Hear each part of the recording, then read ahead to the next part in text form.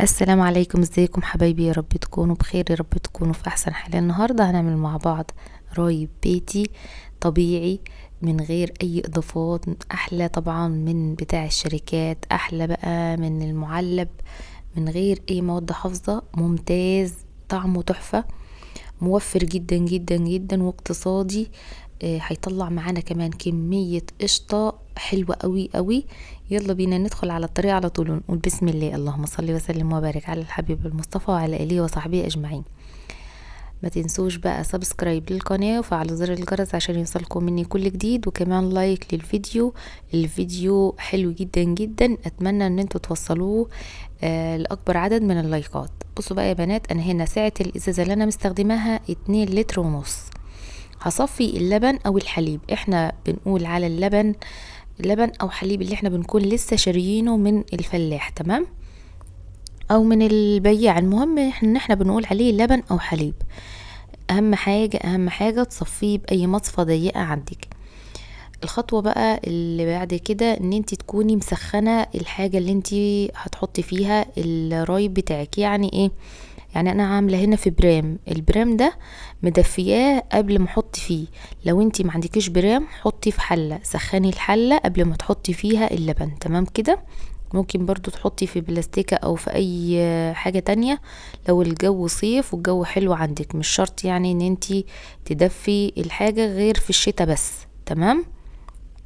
طيب في الصيف بنحطه في اي مكان عادي، ممكن تحطيه على الرخامة، في ضلفة المطبخ، في الفرن، في اي مكان. طيب في الشتاء بقى لازم ندفي الفرن شوية كده، يعني 10 دقايق كده قبل ما نحطه، وبعد كده نطفي الفرن ونحط البرام بتاعنا جوه الفرن.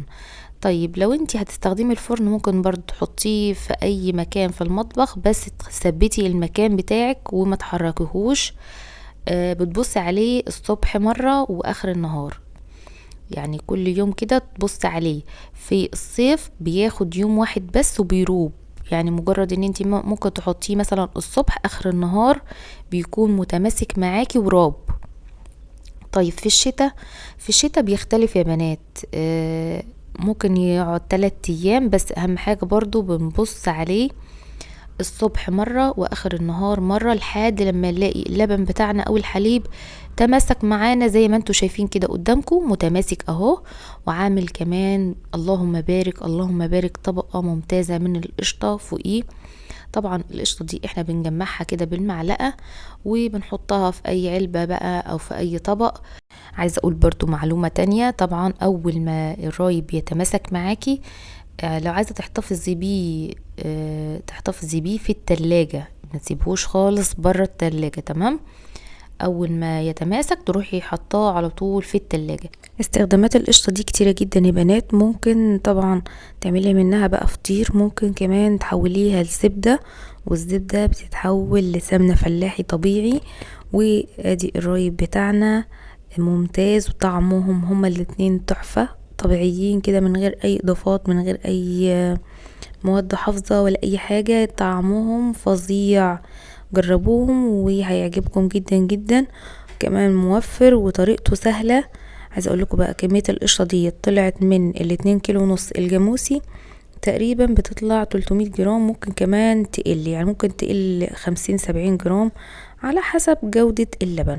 ولو هتستخدمي لبن بقري برضو الكمية بتختلف، تمام. اللبن اللي انا مستخدماه ده جاموسي. عايزه اقول لكم بقى كان فاضل في الازازه كده مج، انا حطيته في البرام الصغير ده، وبرضو عمل قشطه فوق الوش اهو، وطعمه تحفه. ادي الرايب بتاعنا، وادي البرام الصغير ده برضو هشيل القشطه بتاعته كده من فوق الوش الرايب. والرايب بقى طبعا ممكن تستخدميه في حاجات كتير، برضو تعملي منه بقى قرص فلاحي، رقاق فلاحي، تعملي منه جميع انواع المخبوزات، كيكات، بيتزا، رقاق، زي ما قلتلك كل المخبوزات ممكن تعمليها منه، حلو جدا جدا، طعمه تحفة. وكمان ممكن بقى تعملي منه الجبنة القريش او الجبنة الفلاحي. ان شاء الله هعملها معاكم الفيديو الجاي. اتمنى ان الفيديو يكون عجبكم، ما تنسوش بقى اشتراك ولايك في القناة وسبسكرايب، وفعلوا لي زر الجرس على الكل عشان